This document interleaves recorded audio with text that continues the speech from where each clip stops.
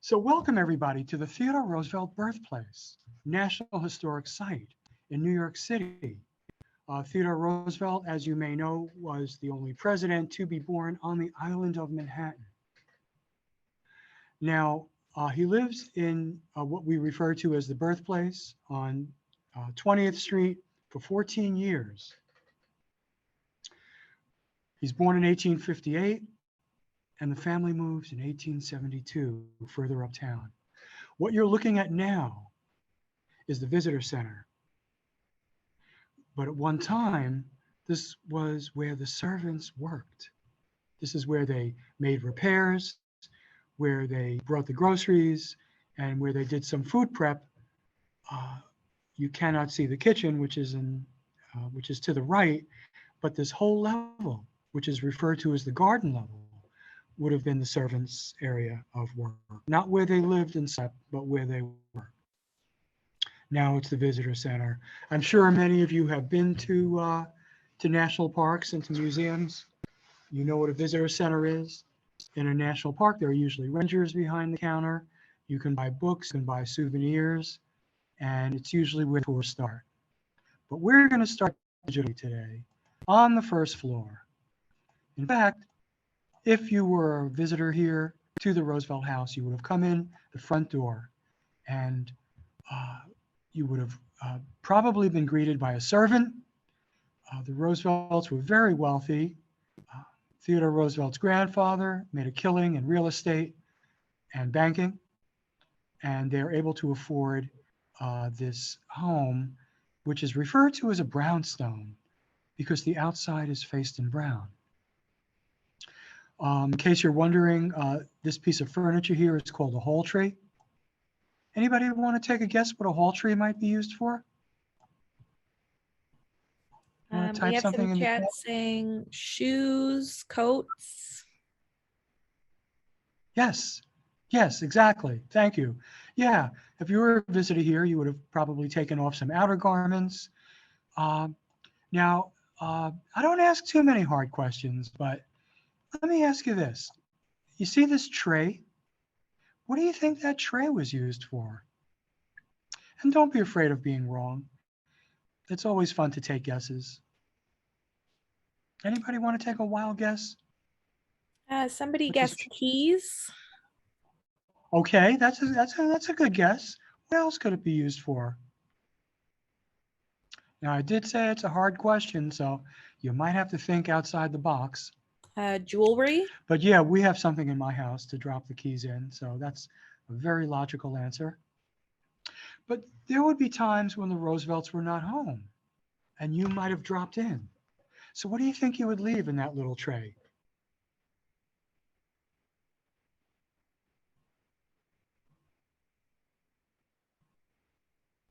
Well, today we have business cards, and back then they had cards called calling cards, which were like business cards. It had your name and your contact information, and by simply dropping a card into the tray, the Roosevelts would know that you had come to visit that day. But why don't we go inside the front parlor? Now, do you gentlemen and gentlewomen use the word parlor?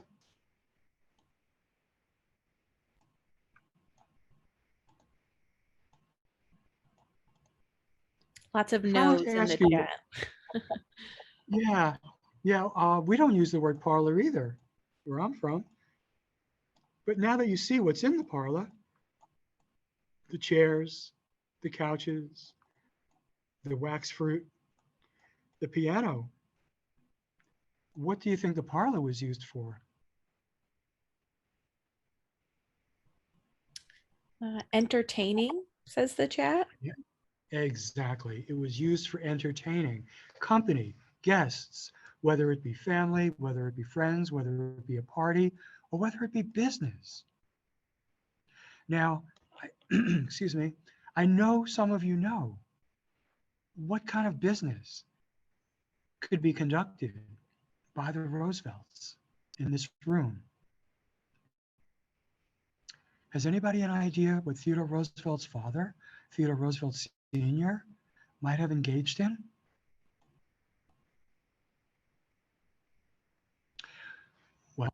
I'm sure most of you have been to museums.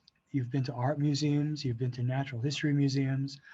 Well, there was a time when New York City did not have museums. But Theodore Roosevelt's father, having been to Europe, has visited the great museums of London and Paris and in Germany. So he wants to make New York into a cultural capital.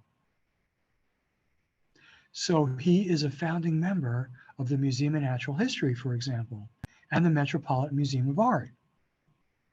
And we have documents showing that the paperwork for the Museum of Natural History was signed in this room. So do you think it looks like a fun room to play in if you were a little kid? Someone said too fancy. Right. That's exactly how the Roosevelt's parents felt. Theodore Roosevelt wrote an autobiography, which you can download for free. Of course, if you download, make sure you do it with a teacher or a parent present. But it is available on the internet for free if you Google Theodore Roosevelt autobiography. But I must emphasize, please do this with adult supervision. And he talks about this room, and he says that kids are not welcome here, except on Sundays when the family might get together for a few hours because it's a special day. But they're certainly not welcome here alone. But guess where they are welcome? Ta-da! So this is referred to as a parlor too. And I didn't quite explain it before, but parlor is simply a fancy word for living room. But this would be the family living room, or some people call it a family room. You can see the books, the desk, a little table here for reading with a little lamp. What kind of books do you think Theodore Roosevelt might have read as a little kid?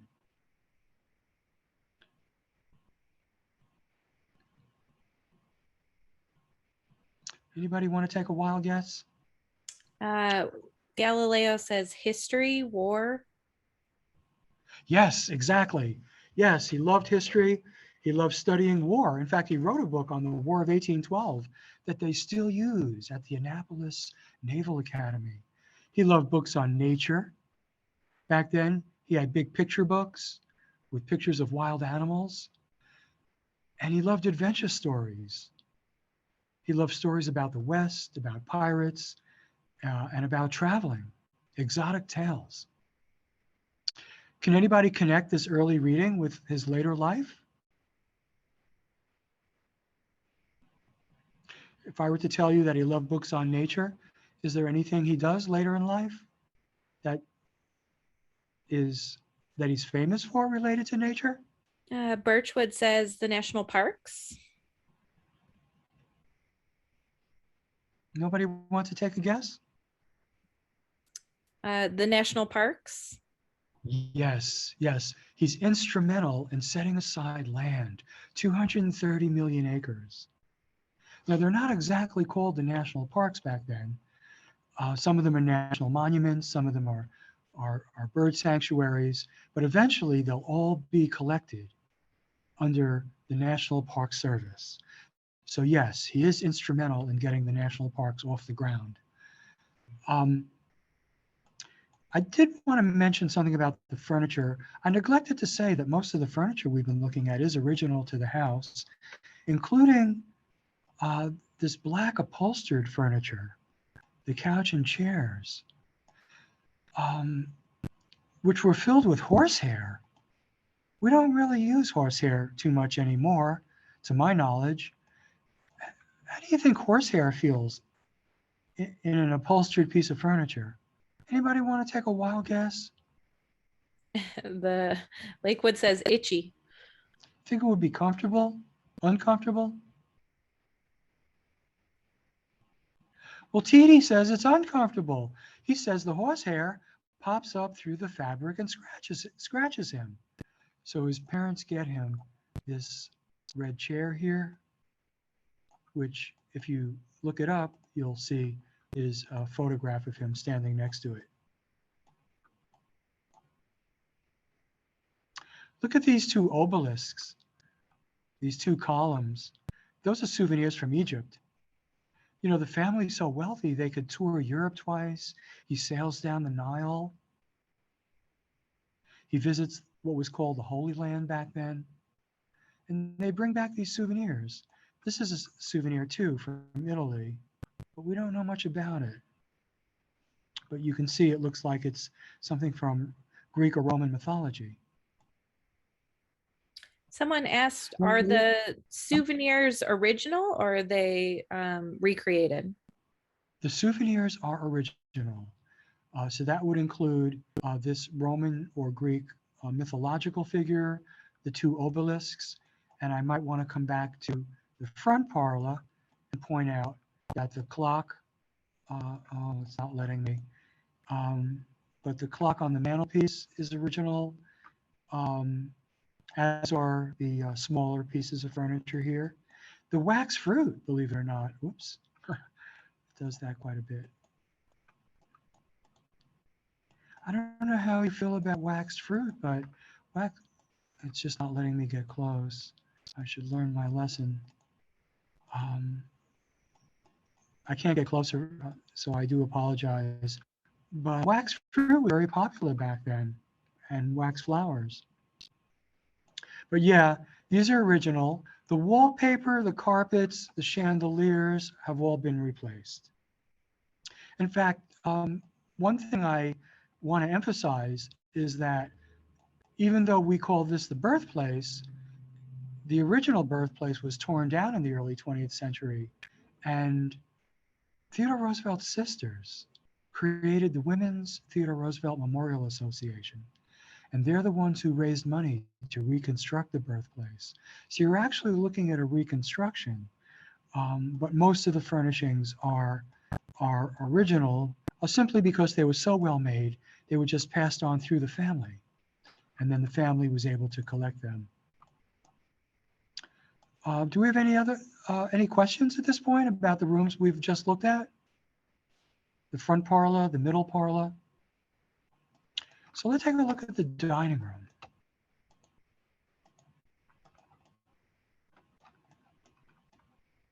Wouldn't it be nice to know what he ate? We don't have any records, any letters, any menus. All I can say is that, you know, at one time, New York was mainly rural. Believe it or not, we think of New York today as, and all the big cities as so urban. But at one time, they were a mixture of city and country.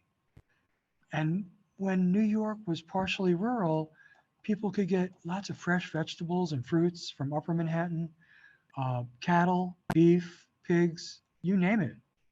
But as the city expanded, New Yorkers had to depend more and more on getting their produce and meat from upstate and from the Midwest. Of course, Chicago had the great stockyards. We now have railroads. So families like the Roosevelts are not in want. The vast majority of New Yorkers are poor, by the way. Many are immigrants. So they would not have lived in such luxury as the Roosevelts. What do you think they talked about around the dinner table? You could take a wild guess. I like to see you exercise your imagination. Someone said hunting. Sure, why not? I mean, hunting was a hobby of the Roosevelts. He loved to hunt. So I'm sure that discussion of the best hunting grounds, you know, they went away for half the year to New Jersey, upstate New York, Long Island, to all these beautiful places where you could go hunting. And what do you think they were hunting? Deer. Yeah, I think deer would probably be the most common food item to bring home, venison. But little by little, the game was disappearing from the New York area, and it had to be brought in from other parts. Now, I do want to mention that the Roosevelts themselves, as a family, go back in New York history to the 1600s. In fact, it wasn't even called New York then. What was it called?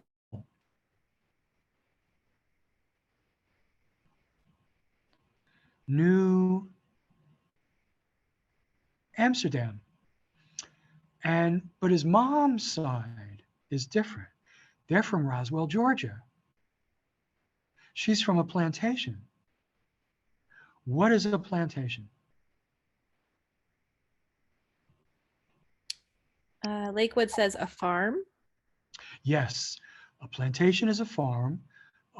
Generally, technically, that's the definition, a farm.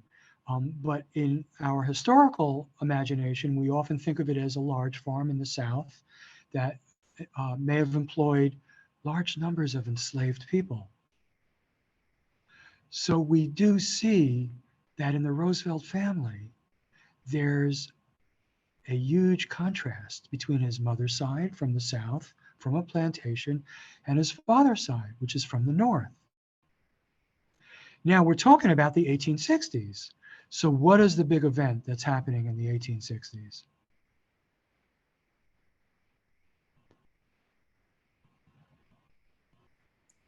Birchwood says the Civil War. Yes, exactly. The Civil War, 1861 to 1865.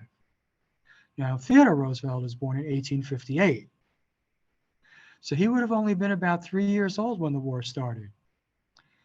And he probably would have been about 7 when the war ended. But he was smart. He understood there was a war going on, and his father would leave periodically.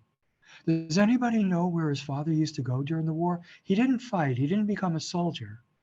But does anybody know that story? That his father went to Washington, D.C. to meet with Lincoln, and then he started a means by which Union soldiers could send money back to their families. Because remember now, it's the sons, the brothers, the fathers that are going off to fight. So they're leaving their families behind. So Theodore Roosevelt's father doesn't want to fight. You want to take a wild guess why he doesn't want to fight? Lakewood says his wife's family. Yes, exactly. That is a little known fact, and I do appreciate your contribution because not many people study this in school. But he didn't want to fight because his wife's family were Confederates. Her brothers were fighting in the Confederate Navy. He doesn't want to take the risk of fighting against his own kinfolk, his own family. But he sees more battlefields than any soldier because he goes from camp to camp trying to get soldiers to sign up for his plan to send money back home. So now, what do you think they're talking about around the dinner table?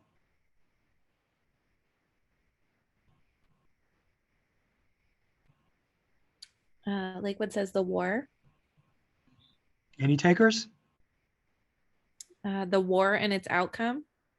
Yes, I would imagine that that was probably the main topic of everybody's table throughout the country, really.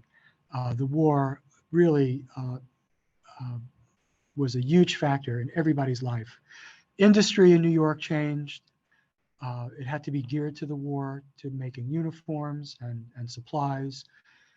There was an embargo and a boycott of Southern goods.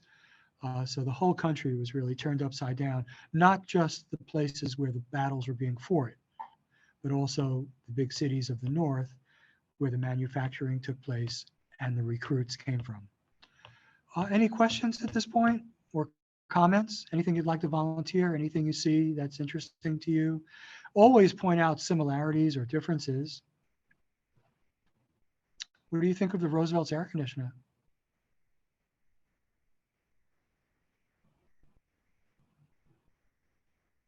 Well, let's put it this way. Even if it wasn't there back then, it makes life for the Rangers easy. We do have a question. Are we ready to move on? We have a question really quick. A Great. student wanted to know if there are any secret rooms in the residence. Well, can you keep a secret? So can I. Um, well, this room here, believe it or not, hides a dumbwaiter. Does everybody know what a dumbwaiter is? It's like a little hand-pulled elevator to bring food up. In this case, the food was cooked in the basement, in the servants' quarters, the garden level. And so this is fairly secretive. There's a couple of little chambers here and there, but because the house was reconstructed, I think if there were any real secret hiding places, I think they may be gone, I'm sorry to say. Also, when they reconstructed the house, they didn't reconstruct the third floor. They put an auditorium up there instead. And that's where the kids would have had their bedrooms and probably all their secret chambers. So it's a fun question, but I'm sorry we don't know if there really are secret hiding places. Oh, we have Now one we're more on the third. question, if you don't Yes, mind. please. Please. Birchwood asks, is there the Roosevelt's china in the dining room? Okay. Wow. Let's put it this way. This set of china here, and if I try to get close, it's going to kick me out. Oh, there, I got a little close. This set of china was actually given to the Roosevelts by somebody named Eleanor Roosevelt. Has anybody ever heard of her? See, Theodore Roosevelt had two sisters and a brother. His sisters' names were Anna and Corinne, and his brother's name was Elliot. And Elliot was the father of, you guessed it, Eleanor. Eleanor goes on to marry Franklin Roosevelt, who's Theodore Roosevelt's fifth cousin.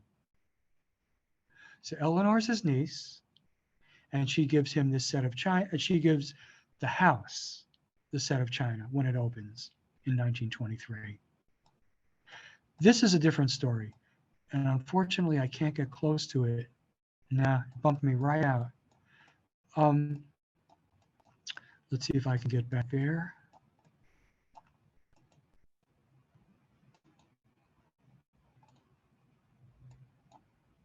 But unfortunately,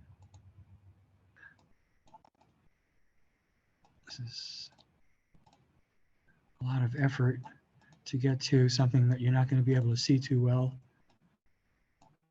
This little plate here was given to the Roosevelts when this became a museum from the estate of his grandfather, Cornelius Van Schack Roosevelt, who they called CVS, which is kind of strange since we have CVS drugstores. Of course, one thing has nothing to do with the other, but this is an original plate. So that's a very interesting question that you asked. And I can say with 100% certainty that, that this plate is original. Of course, we don't have the set, but this ceramic is original. But that's not the case with the set from Eleanor Roosevelt.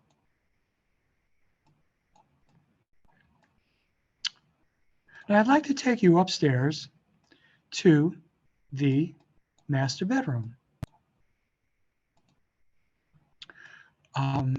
This is Theodore Roosevelt's mom.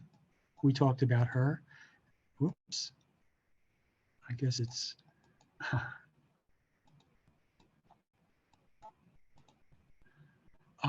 not a very good way to see the picture. And she is the lady we've been talking about from Roswell, Georgia. Look at the furniture in the room for a few minutes.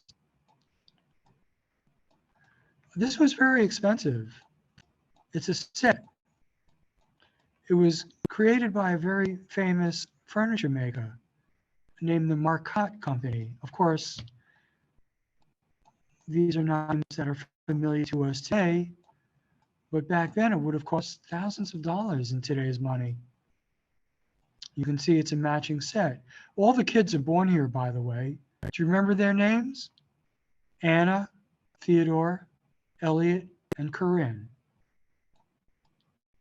And because those names reappear often in the Roosevelt family, everyone's given a nickname. So Anna was called Bambi, which is short for Bambina, the Italian word for little girl. You know by now that Theodore was called Teedie, and that's not a name we hear too often. Usually we hear Teddy, but he was called Teedie. Elliot was Ellie, and Corinne was Coney. You can see the street out here. Unfortunately, we can't, but if you come and visit, you can see the street. When Roosevelt moved in here, the neighborhood was a suburb, meaning lots of trees, birds, squirrels, neighbors, but it gets more and more crowded, more and more urban, more and more commercial. In fact, there are so many stores selling ladies' clothes, women's clothes on Broadway, which is just down the block, that people start referring to Broadway in this area as the Ladies' Mile. And this is what pushed the Roosevelts to move in 1872, further uptown. Now we can take a peek at the nursery, where all the kids, when they were tiny, were kept in this crib here. And the nursemaid, who just happens to be their aunt, unfortunately, we can't get closer to this picture. It's completely fuzzed. There it is. Can everybody see the aunt? This is his mother's name was Martha. They called her Mitty. And that's her portrait. This would have been the aunt's bed. Can everybody see the wallpaper? That one. Can everybody see the wallpaper? Can anybody tell what that is in the wallpaper? I'm really interested to know if you can tell. Looks like a Lakewood scene. said it looks like a lake. Yes, it's a lake with possibly a castle, something that you might find in some European contexts, like in Switzerland. Why? Why would the Roosevelts put some kind of a fairy tale or fantasy castle and lake in the nursery?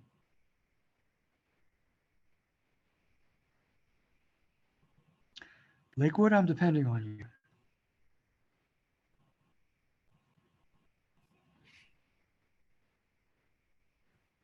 Like a fairy tale, they Do you said? think that visual stimulation might encourage children to exercise their imaginations? I think that's a pretty well accepted theory today, that when we're exposed to books and pictures and paintings and literature and conversation, and that it stimulates our minds to be creative. This doll, by the way, is original. It was Corinne's favorite doll. Has anybody ever seen sticks that look like this? Whoops. It bounces me out when I try to get close. Someone said they look like bats. Has anybody ever seen clubs that look like this? Are they bats? Juggling Yeah, clubs? they do look like bats. Yeah. You know what they're called Indian clubs, and they're for juggling, basically. Or actually a better analogy would be dumbbells, little weights. And does anybody know the story about Theodore Roosevelt as a young kid and exercise? That he was sick with asthma, and his father encourages him to work out. And in fact, his father knocked down the wall here and put up an outdoor gym. But it's on the other side of the exit sign. But they didn't really reconstruct it, so we can't take you there. But he used to work out for hours. Corinne, his sister Corinne, wrote a book, a biography of him, and she said she used to watch him work out for hours. And he builds up his body this way. And he never stops. He gets into so many sports as an adult. Boxing, judo, rowing, hiking, hunting, you name it. And this will be a cornerstone of his philosophy called the strenuous life, meaning that if you want to succeed in life, you must exercise your body, your will, your mind, your imagination. You must seize as many opportunities as you can, and you must work tirelessly. Now, he did believe in recreation, obviously. In fact, he's famous for playing with his kids. So he believed in both. He believed in hard work and he believed in play. Do we have any questions at this point or comments? Perhaps you'd like to volunteer some information?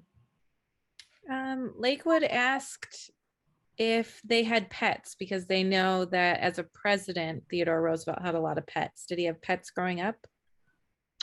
Yeah, well, I think the pets are mainly in the White House, but there is a story about young Theodore Roosevelt. Well, you may or may not know that he started a museum on the third floor. I already mentioned that the third floor was not reconstructed, so we can't show you the children's bedrooms as they got older.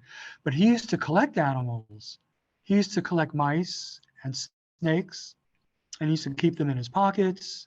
He'd put them in his drawers. He'd put them, some of the specimens after they died, in the refrigerator. And so he was always scaring the maids, not on purpose, but they were always fighting, like mice everywhere and snakes. And so I wouldn't exactly call them pets, like the pony in the White House, but certainly animals. And one of his neighbors had a menagerie, had lots of animals next a couple of houses down. So by going out on this porch here and looking over the railing, you could see various animals in one of the neighbors' mini zoo. But please do keep the questions coming. Keeps me on my toes. You know where I'd like to take you next is what is called the lion's room. Let's see. We can go down the hall. And I think, oh no, maybe let's try. This is the lion's room. And I don't have to ask you why it's called the lion's room. But it does have lots of trophies: antelope, bear. This is a hippopotamus foot made into an umbrella stand. If you go out to Sagamore Hill, his home out on Long Island, you'll see a lot of trophies. But he was a great hunter. He was presented with this saddle by Native American people when he was a rancher in the Dakotas. He made a great impression. And later, when he's president, Native American group presented him with this saddle. This room used to be for lectures. It was not in the original house. When they reconstructed the Theodore Roosevelt birthplace, they made a museum out of the house next door, which belonged to his uncle Robert. And this would have been where the lectures were held. And it might be a good place for us to tie up what we've been talking about. So Theodore Roosevelt is going to go to Harvard eventually, and he studies natural history, what we would call wildlife biology. But he changes his mind, and he decides that he wants to do something for the public. He wants to be a social servant. So he goes into politics, and he gets elected to be an assemblyman in the New York State Assembly. And it's around this time that his wife dies and his mom dies, the same day, by the way, in the same house in Manhattan, the house they had moved to in 1872. So he's heartbroken, and he goes out west to the Dakota Territory, and he becomes a rancher. But he comes back east eventually, gets back into politics, and he's going to go through a succession of jobs. He's going to be a police commissioner. He's going to be head of the civil service. He's going to be the assistant secretary of the Navy. He's going to quit his job and go to Cuba to fight in the Spanish-American War with his unit called the Rough Riders. And you see here a sculpture of him in his Rough Rider uniform. He's going to come back home a hero and be elected governor of New York. But you know, he was what was called then a progressive, meaning he wanted to reform politics so that ordinary citizens could benefit. He wanted to root out corruption.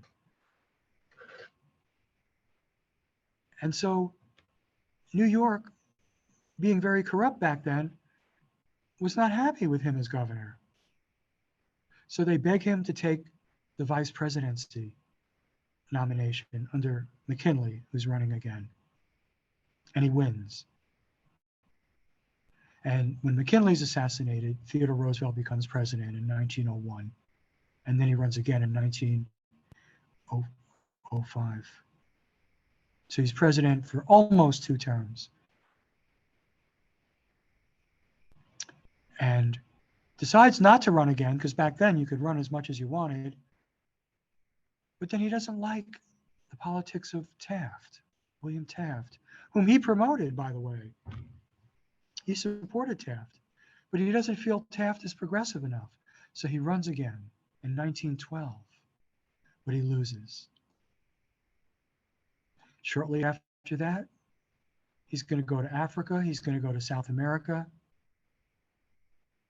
And in 1919, he's home in Sagamore Hill, and he's convalescing from some ailments he had had. He had just been in the hospital, and he dies peacefully in his sleep in 1919. He's buried down the road at Young Cemetery with his wife. And that, my friends, is the story of the Theodore Roosevelt birthplace in a nutshell. If you have any questions or comments, please jump right in. That's really what makes my job much more interesting, is hearing your contributions. But I do thank you for coming and participating up to now. Lakewood asked if his asthma ever improved. You know, we don't hear about his asthma much as an adult. So the general consensus is that it was a childhood disease, that he grows out of it, that it may have even had some psychological associations. Some historians have associated it with times that his father is on the road, and it's a way of getting attention. We don't know. We don't know if it was caused by physiological agents. Remember, they're burning coal. They use gas for lighting. A lot of pollutants back then. So it could have been irritants in the air that caused it. But all we can say with certainty is that we don't hear about it much. There may be 1 or 2 or 3 instances where there's an allusion to difficulty breathing. In fact, the night he dies, he says he has difficulty breathing. But again, we do not know if it's really associated with the asthma. So it's one of those history's mysteries. It's a great question. And perhaps one of you will become a historian and determine the answer to that question. Does the asthma persist? Birchwood has a question. They asked, did they recreate the house from blueprints or just from the recollections of his sisters? Oh, I love that question.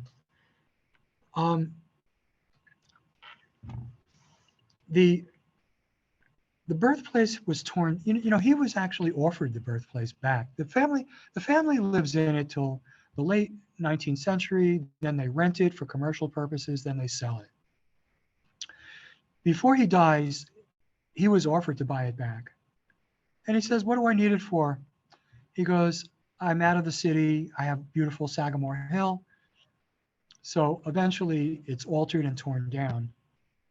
But it's when he dies that the Women's Roosevelt Memorial Association, which was started by his sisters, decides to buy back the property and rebuild it. And what they do is they use the brownstone next door. Remember, that belonged to Robert, his uncle Robert, and that was still standing. So they used the floor plan of Robert's brownstone to recreate the Theodore Roosevelt birthplace. And they took from Robert's house, let's see if I can do this in a graceful way.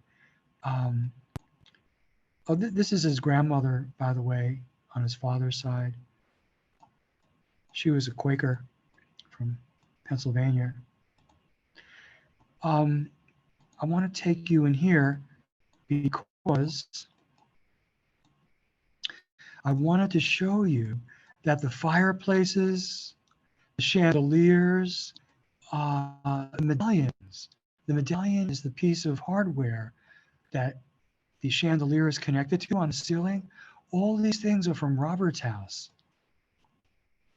So when we say that most of the birthplace is original, we think that about 20 to 40% are original furnishings, like the couches and chairs. Another 20 to 40% are from Robert's house next door. So it was recreated from the plans. Not that they had an actual blueprint to hold in their hands, but they were able to create plans from Roberts. All right, we have a bunch more questions. Did he attend public high school or was he taught at home? Yeah, that's another great question. He had tutors, is the short answer. Now, I've read different explanations by different historians, and you've got to be so careful when you read historians to see where they get their information from, because a lot of times they're really speculating. And for example, one historian I read said, well, they kept him at home because of the asthma, because he had these violent fits of asthma. And that's a good theory. That's a possibility. I wouldn't be surprised if that was true, but we don't know. Another historian said they kept the kids home because they were wealthy, and they didn't want, and it was typical for rich people to homeschool their kids. Just don't know. All I can say with certainty is that he's homeschooled with tutors. Can you imagine when he decides to go to Harvard, he has to really study like nobody's business for like 2 years, catching up, because his parents were very easy on him and they let him read anything he wanted to read. And he didn't have to read what kids have to read who go to school necessarily. He could read all the books on nature he wanted and all the adventure books, but when he decides to go to Harvard, it gets very serious and he has to really study to no end. And he makes it and he gets in. Someone asked, what makes him switch his major to politics? And if you have anything else you'd like to bring up, I'm going to just look through my notes for a few seconds. Yeah, do you know what made him switch his major to politics?